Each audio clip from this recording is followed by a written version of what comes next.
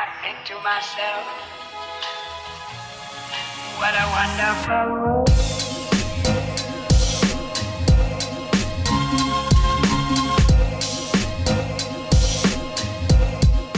What's going on, guys? Welcome back to another video. I'm currently sitting in my Mk4 Fiesta van that I recently purchased, and in today's video I'm going to be fixing a few faults that it's got, as well as giving it a full once over, a clean inside and out, checking it over for MOT, and then at the end of the video I'm going to take it down to the MOT station and see if I can get a 12-month ticket on it.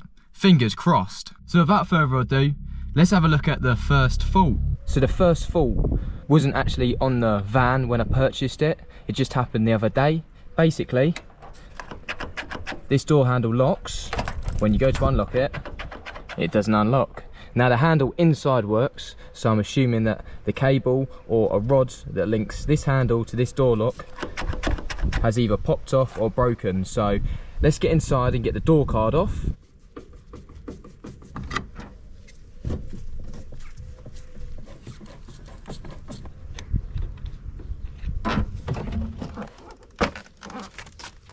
An untouched door card. Look at that. Normally that foam's got all holes in it where the speaker's been changed or the door lock's been changed, but looks really good. I've peeled back the foam door skin. It has been off before. Someone's just sealed it up nicely. Anyway, I can't see the lock, so I'm gonna have to remove the window guide. With the top screw removed and this bottom one, let's loosen the guide. So I'm just going to drop that down there. Gutted, I can confirm that the handle snaps. I did try and araldite the handle back together. I should have known better. A bodge never fixes anything. So yeah, I'm now on the hunt for a handle. Now that we have successfully diagnosed the door handle issue, I'm going to be on the hunt for a handle. Anyway, let's try and fix something now. I already know what's leaking and I have ordered the part. Now we're under the bonnet, I'm going to try and address the coolant leak. Now it is quite bad. It leaves a big old puddle underneath the van whenever I park it up, and I believe it's coming from the thermostat here. There's already a little bit of sealant splurging out the seams, so I think someone's been here before. It doesn't look too hard to remove, just 3 10mm. Take this Jubilee clip off that's holding the pipe on, and yeah, we should be able to uncover the leak. Have let it cool down a little bit, but still a tiny bit of pressure in there. Just gonna release that slowly. I've just removed the pipe and put it up there for now. Just gonna remove the 10mm bolts that hold the thermostat housing on. That's the 3 bolts now completely removed. Hey. Just gonna get the old thermostat out, if it will come out. Hopefully it will come out nicely. Come on, mate. There we go. Nice and easy, all tangled up in the instant gasket. Here's the old thermostat and the new one. New one comes with a rubber seal, which is always handy. The new one also comes with a paper gasket, but no matter where I try and line up these holes, it doesn't work. And also there's 2 holes in this, but there's 3 in this thermostat housing outlet. So all I'll be doing is cleaning this up, cleaning the other end up, and then I'll be putting the rubber seal on with a tiny bit more instant gasket, because the main thing here is to keep everything clean. It looks like someone's just put instant gasket on top of instant gasket. That needs to be very shiny and clean. So does this surface that it mates to. You need to spend a bit of time just getting that nice and clean so it's not going to leak again.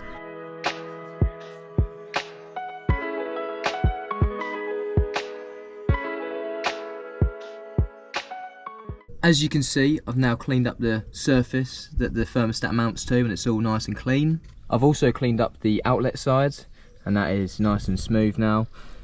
Looks horrible in there. I have tried to clean it up, but yeah, that's just the way the insides of the coolant system go on a car, unfortunately. I've got my new thermostat and I've just checked that they're both 88 degrees. Yeah, that's another thing that you need to check when changing a thermostat usually.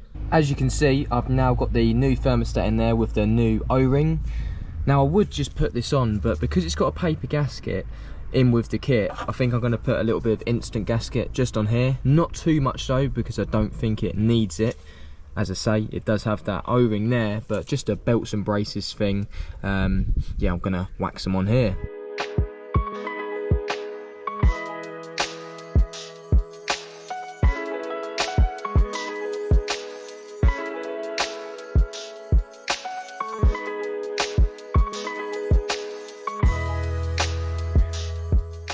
All the bolts have now been done up and I've reattached the coolant pipe. Really happy with the way that looks. It's like a really nice thin bead of black sealant around it.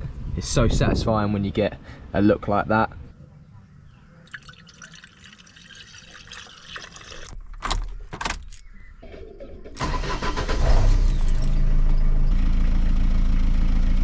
While I'm letting the van warm up, I was just checking out the old seal for the thermostat. It actually looks like it's been squashed here, and if I pry it apart, it's actually split. So that'll be why it was leaking. There you go, it's split. It's now the next day and the MOT on the Fiesta van is tomorrow, so I've got a little bit of a busy evening ahead of me. I've pinched a door handle from my dad's Mk4 Fiesta courier van because they're the same, and some bloke on Instagram has sold me a new old stock door handle for £20. So as soon as that gets here, I'll be replacing the borrowed door handle with a nice new one for my dad. So without further ado, cue the time lapse and I'm going to fit this handle.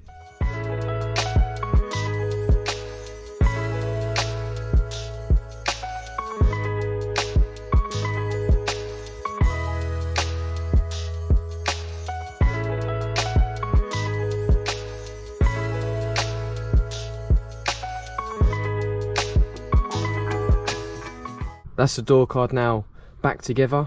It's a shame, I was looking for this little cap that goes on the door card, but that one was actually missing when I started.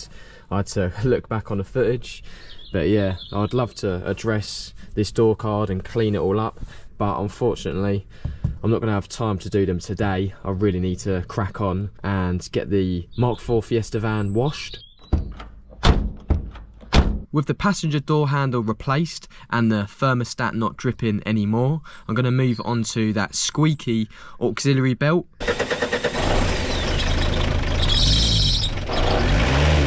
Now it won't fail the MOT on that, but I do want this to be my reliable daily, and while we're here doing little jobs, I thought I'd get an aux belt to put on it. The reason for the squeaking belt could be the fact that it's too loose, but could also be the fact that it's a really old and worn belt.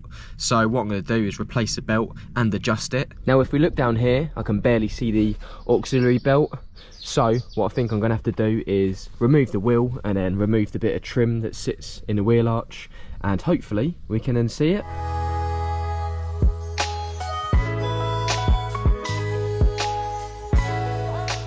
I've removed the little plastic surrounding that covers the aux belt, and I was struggling to work out this tensioner, but I've figured it out now.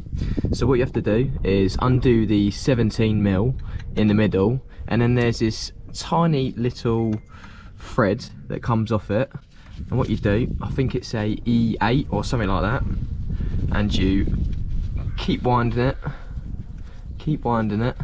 and as you will see, the tension slowly comes off it. So you can set the tension yourself. It's not like a spring loaded one like you get with the modern cars. And there we go. Take the old aux belt off. Hopefully our new one is the same. I just jinxed it. The aux belt is much bigger than the one I've been given by my parts supplier, so that is very unfortunate. I had to nip out to get the right auxiliary belt. Had to end up going to Euro car parts. Don't really like using them. They always give you the wrong stuff, but this time I have actually found the correct size aux belt. So I'm going to get this unboxed and fitted to the van.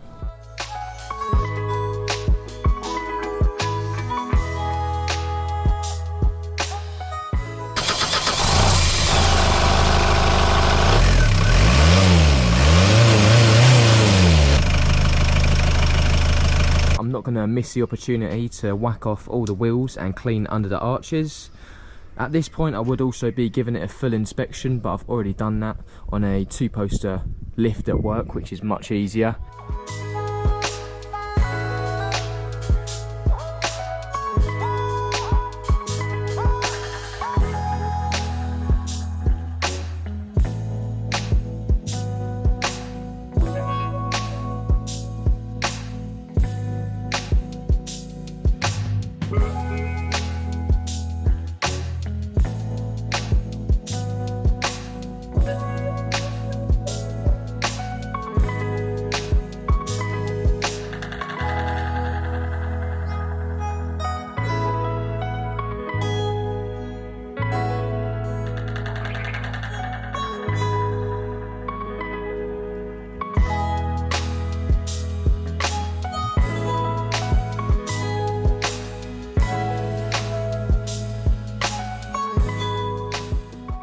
I've just finished work on this lovely summer's afternoon, as you can tell from the duct tape, and I'm parked up around the corner from the MOT testing station to try and see whether I can get this £700 Mk4 Fiesta van through its first MOT in my ownership.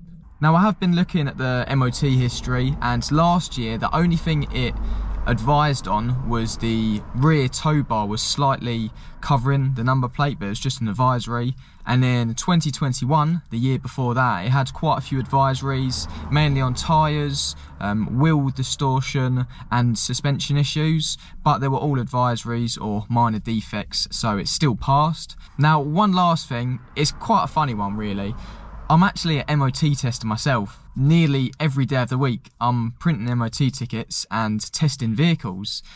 I got the qualification at the start of this year, and it's brilliant. But the company I work for don't allow you to MOT your own personal cars. I work for a fleet company, so we can only do their vehicles. So that's why I'm parked up here near my local MOT garage that my dad uses, and yeah, we're gonna try and get the MOT. So without further ado, I'm gonna stop waffling and I'll catch up with you guys once the van's been through its MOT.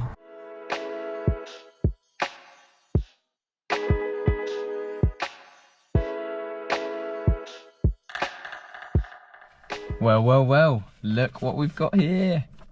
Pass certificate for the MOT. Now, I would absolutely love to tell you guys that it passed with flying colours, but it didn't. It's got a couple of advisories which I'm gonna tell you about now. Now, the first one is actually a minor defect. It says suspension arm, ball joint, dust cover, severely deteriorated, offside front lower. Now, I had a look at this and it is quite knackered, so I think I'll change both of the front arms. Now, moving on to the advisories, I've got 3 of them. The first one is suspension arm, pin or bush worn but not resulting in excessive movement, offside front lower. The rear bush, so that is relating to the bush on the lower arm once again. So I think I will be replacing both of the front lower arms. I don't know when they were last changed, and yeah, they do look pretty worn. And the only other 2 advisories that I got were tyre slightly damaged, cracking or perished, near side rear and offside rear, which isn't the worst. I've checked them over, there's no cord showing, so they're not illegal, and they've got a nice bit of tread left on them, so I'll just run them until they're down to 2-3 mil and I'll get them changed. But yeah, I don't know what you guys think, but for a 24-year-old van, I don't think that's too bad at all. Now that the MOT's out of the way, I'm sure you're all wondering what's next on the list. So I do want to give the interior a good clean, because yeah, it's not the best in here. It could do with a deep clean. And I also want to sort out this bulkhead situation, because yeah, this bit of wood just isn't doing it for me. Another thing that I'd like to do next is replace the diesel pump on the engine, because it's dripping ever so slightly, so it does struggle to start in the mornings. It wasn't anything to worry about on the MOT because it didn't leave a patch of diesel. As I say, it's just 3 or 4 drops overnight where it's coming out of the diesel pump, so I'd love to sort that out as well. I think the main goal for this van really is just to enjoy it, which I'm definitely doing, and try and keep it clean and restore certain parts on it. And if I'm completely honest with you guys, this van just keeps growing on me every day. I just enjoy it more. I get stopped like all over the place. I was just driving up the motorway the other day, stuck in a bit of traffic, bloke round down his window, asked me if I wanted to sell it. I was like, no mate, unfortunately not. This one's staying for a little while. And yeah, I even went into a shop the other day, I think it was to get some like propane gas, and the bloke come out to the van and he was like, oh wow, I haven't seen one of these in years. So yeah, you get nice compliments on the van, and considering it's a 24-year-old Fiesta van, I don't think there's many left. I'll need to check how many there is left, but I think it's about 20 odd or something like that. But anyway, that was a video of me getting my £700 Fiesta van through its first MOT. I'm really happy that that is all done and I can now start enjoying it and restoring certain bits. Now, if you did enjoy the video, please give it a like, and if you like what you see, subscribe to the channel to see more. Thank you all for watching, and until the next one, I'll see you guys later.